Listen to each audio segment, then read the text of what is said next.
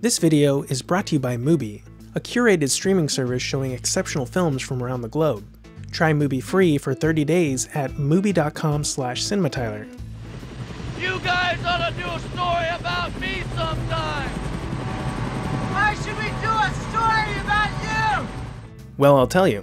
It's because the story of this actor going from playing Gunnery Sergeant Hartman to the door gunner is so brutal, it's a wonder he didn't lose his mind. Ain't war hell? We begin when former drill instructor R. Lee Ermey arrived in England. Ermey had actually trained recruits for combat during the Vietnam War, from 1965 to 1967, and he was the only Marine on set training actors to act as Marines. Ermey would end up training all the actors and background extras to march, spin rifles, and shoot, all by himself. When Ermey traveled to England to be the technical advisor for Full Metal Jacket, he had read the novel the film was based on, The Short Timers by Gustav Hasford, and the character of Gunnery Sergeant Hartman caught his eye. I agreed to be Stanley's technical advisor simply so I could get my foot in the damn door and audition for Stanley. I wanted to be Gunnery Sergeant Hartman, no question about it. I couldn't imagine anybody that could do it any better than I could. He had done some acting, and in the 60s he did the same job as Hartman training recruits for Vietnam, so he thought he would be perfect for the role. Once I got over to London, I went up to Stanley and I said, look, you know, I think I could do this part real well. How about giving me a shot at it? I'd like to audition. And he told me, well, he had seen me in Boys in Company C, and he says, you're just not mean enough, Lee. You're too nice. But I'll tell you what, Washington, I respect your judge of character. Do you think they're any more fucked up than the rest of this shit we got in this goddamn platoon? Ermey tried to tell Kubrick that he played the role in the Boys in Company C the way the director wanted, but Kubrick replied that he already had a contract with a Hollywood actor. However, Ermey was so passionate about this role that he decided he would continue to pursue it even if the role had already been cast. This is a story of how one of the most tortured Kubrick actors lost his starring role. Get some, baby!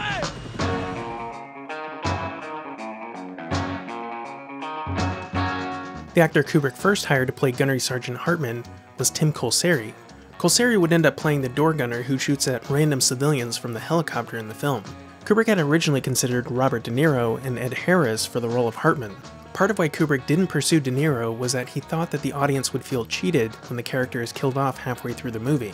Ed Harris turned down the opportunity because he wanted to take a year off from acting. Now, in my mind, Tim Colceri would certainly be on the short list of most tortured Kubrick actors, and he didn't even wind up as a star of the movie like Shelley Duvall was in The Shining. Pulled hunks of hair out on the windowsill, and the back got cut. Need to trim those. Hunks of hair. Oh, look. Okay.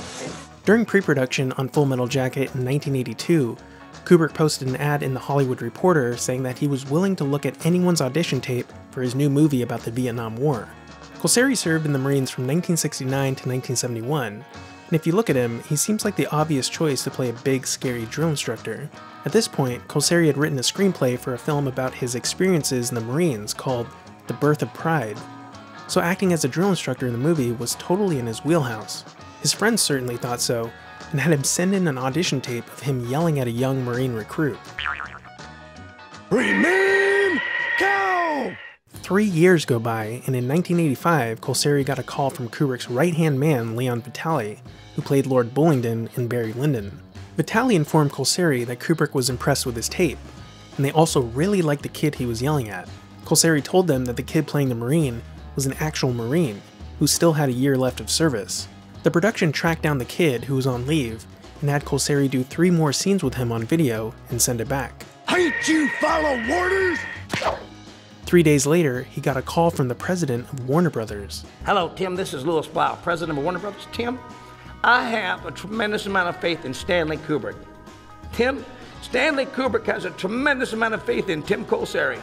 I took the phone, I looked out the window. Stanley Kubrick has a tremendous amount of faith in me! Next thing you knew, he had an 8-week contract with Warner Brothers for $2,500 a week. When Colceri arrived in London, Kubrick gave him 28 pages of dialogue to learn and had him rehearse in his hotel room for 3 days with Vitali. After those 3 days, he met with Kubrick, who reassured him that the stories about him having actors do hundreds of takes were not true.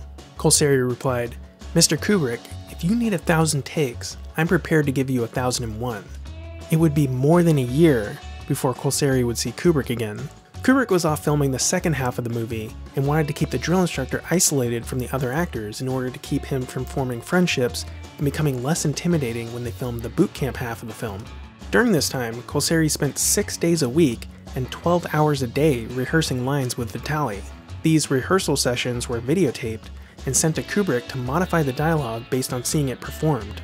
That said, Colceri was not allowed to improvise during these sessions, yet Kubrick was constantly sending back modified dialogue that Colceri would then have to memorize from the beginning.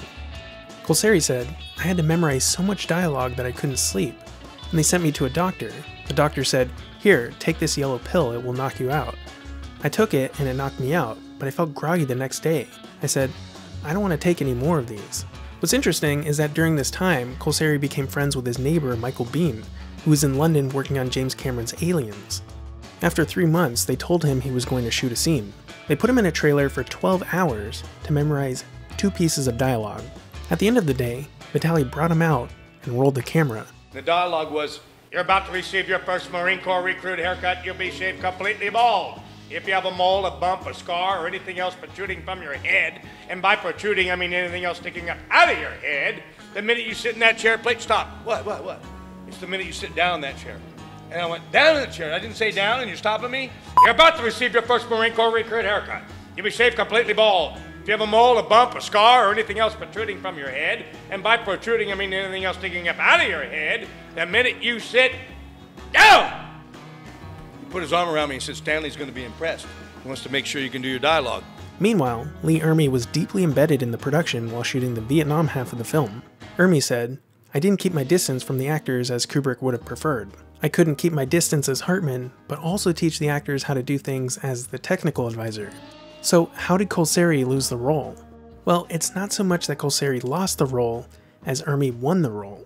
Colceri was tasked with auditioning extras for the boot camp half of the film. They needed new extras after filming the Vietnam section to fill out the boot camp section. Colceri would yell his lines at auditioning actors and interact with them, and the actors' reactions would be videotaped.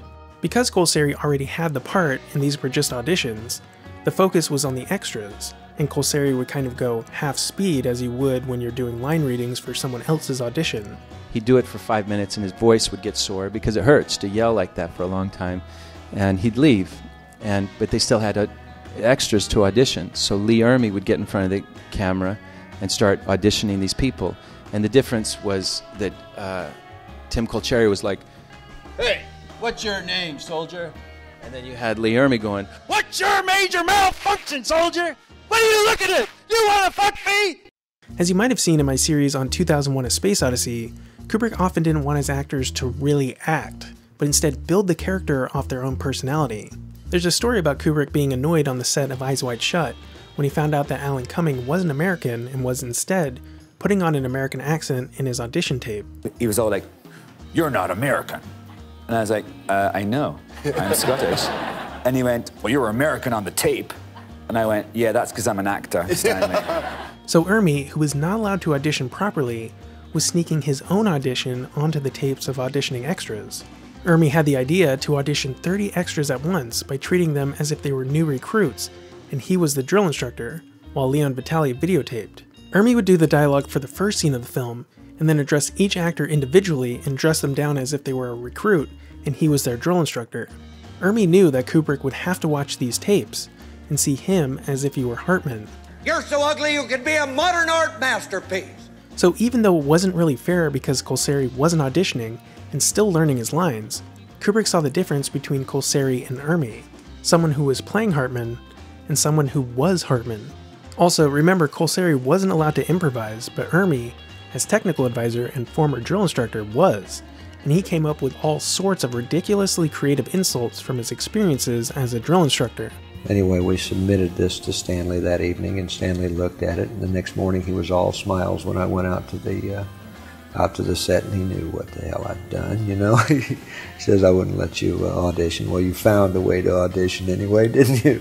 And of course I had, but he liked the dialogue, and he enjoyed the dialogue enough where he had it sent down to the secretary, and she typed it all up, and it was 45 pages of typewritten dialogue. Kubrick asked Ermey to work with Vitaly to add in some of his colorful dialogue into Scene 2 and Scene 5, and do them on videotape for him to look at. They did, and the next thing Ermey knew, he had the part. Colceri is a fine actor, but Ermey didn't have to reach for any inspiration. The experience and dialogue was already inside him, and Kubrick thought of everyone involved in his films as a potential writer, and his role as director was that of a quote-unquote taste machine, filtering ideas. Kubrick said, "A director is a kind of idea and taste machine. A movie is a series of creative and technical decisions, and it's the director's job to make the right decisions as frequently as possible." What's cool is that Colceri did a touring show called Get Some, where he gives us an idea of what his Gunnery Sergeant Hartman may have been like. Although it should be noted that this stage show is lighthearted, with funny characters and stories from his life. I am your senior drill instructor. From now on, you'll speak only when spoken to, and the first and last word of the mouth will be, sir. Do you maggots understand me? Sir! I can't hear you! Sir! Sound off like you got a pair! Vitaly hand-delivered the letter from Kubrick. Colceri said, "He looked at me and he had death on his face." He asked Vitaly if he was being fired. Vitaly told him to read the letter. The hardest thing I think I actually had to do on that film was go to this guy's house and give him a letter that Stanley had written. A small note here, during this time, Hartman's name was Gerheim. The letter reads, "Dear Tim, I'm very sorry to have to tell you that after a hell of a lot of painful deliberation, I have decided to use Lee Ermey to play Sergeant Gerheim. This has been a very difficult decision to make. I have been in the position of a coach who has 2 starting quarterbacks and has to choose one. I know what a disappointment this will be to you, just as it would have been to Lee, and I would have been a lot happier if someone else could have made this decision. But it is my responsibility to Warner Brothers and to the film to do what I think is best for the film, and I have had to do that. You are a very fine actor, and the work you have done here with Leon is excellent, but I believe Lee's work is, on balance, just that extra bit more interesting, almost certainly due to the direct personal knowledge he brings to the part from his experience as a Paris Island DI. If I can ever be of help to you with any other producers or directors in a casting situation, you can count on me to do everything I can, and it goes without saying that I will be happy to work with you in the future in any role for which you might be suitable. The production company will of course make the payments to you to the end of your contract period, and will take care of the lease on the apartment I believe you have rented. In view of the circumstances, I don't know whether or not you'd be interested in this idea, but if you'd like to stay on to play the helicopter door gunner, which is a smaller but very strong part in a very good scene, I would be very happy to have you do it. Yours sincerely, Stanley Kubrick." Well, it crushed me. And I didn't want to be around people, so I could see that they were, everything became like a blur to me. TV was kind of blurry, and I was angry because I had that role for 8 months that he couldn't come to me as a man and talk to me about it. He sent Leon with a letter. Colceri responded to Kubrick in his own letter. "You think it's hard for you to tell me, it's hard for me to accept it. You want to write me a letter, here's my letter. You give me 3 minutes of your time. If I can't do exactly what you want me to do, I can go back to California with a clear conscience.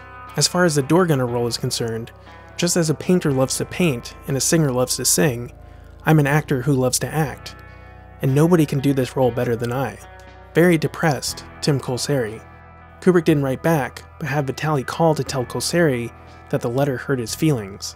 He hurt me. Why am I always talking to you? Wham! I slammed down the phone. They sent Colceri back to LA to wait for them to be ready to shoot the door gunner scene. 7 months later, the production sent Colceri's agent a letter saying that the door gunner scene had been cut.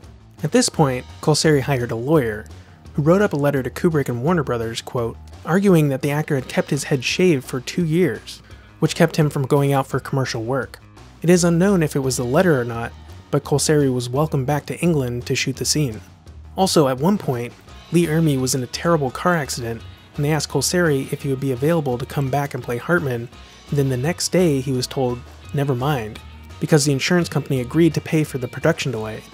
Vitaly gave Colceri the door gunner dialogue to memorize, but when he arrived and recited the dialogue for Kubrick, it turned out that Vitaly had given him the wrong lines.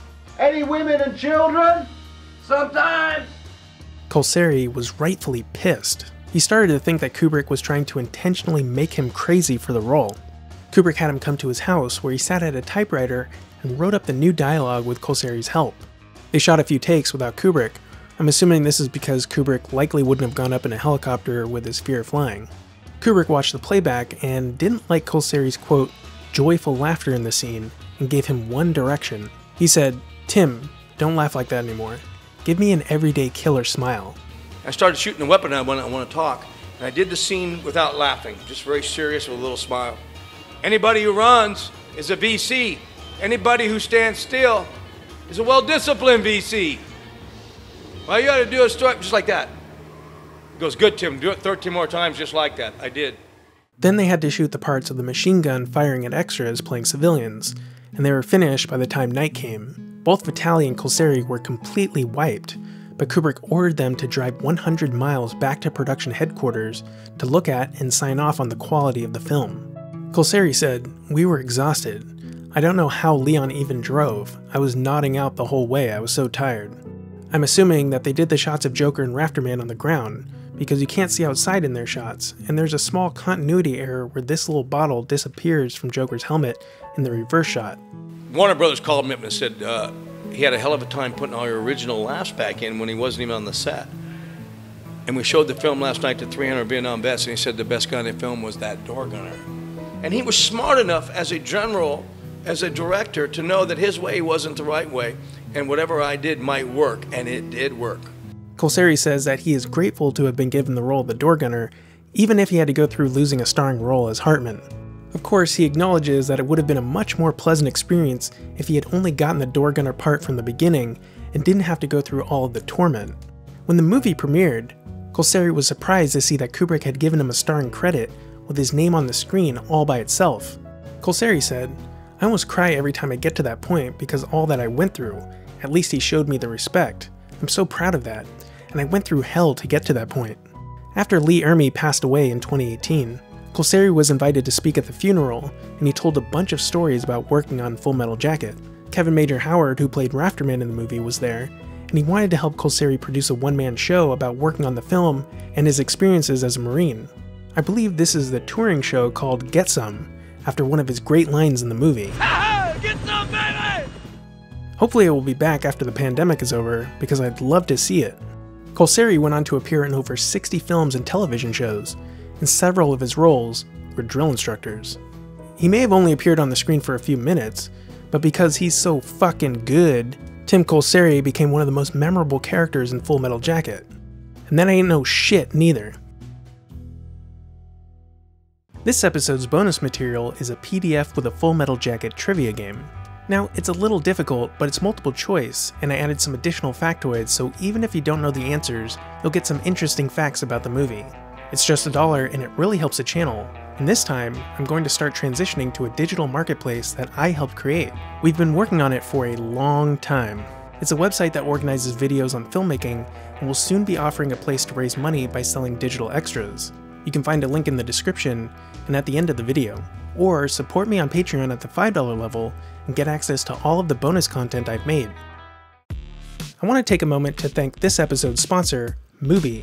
Mubi features a lineup of great films handpicked by experts, not an algorithm, that take you on a guided journey through the best that cinema has to offer, with a new film added every single day. What's really cool is how Mubi curates their releases into retrospectives, specials, and specific subgenres. It's like having your own personal film festival that you can stream anytime, anywhere. And Mubi has recently introduced an awesome new feature, a full library of hundreds of movies that have been previously hand-selected by Mubi's curators. And not only that, it's available to members at no additional cost. Check out Man with a Movie Camera from their Films About Film section, or head to their Cannes Film Festival section and watch The Conformist to better understand when I talk about Vittorio Storaro's style in my series on the making of Apocalypse Now. Try Mubi free for 30 days at mubi.com/CinemaTyler. That's mubi.com/CinemaTyler for a whole month of great cinema for free.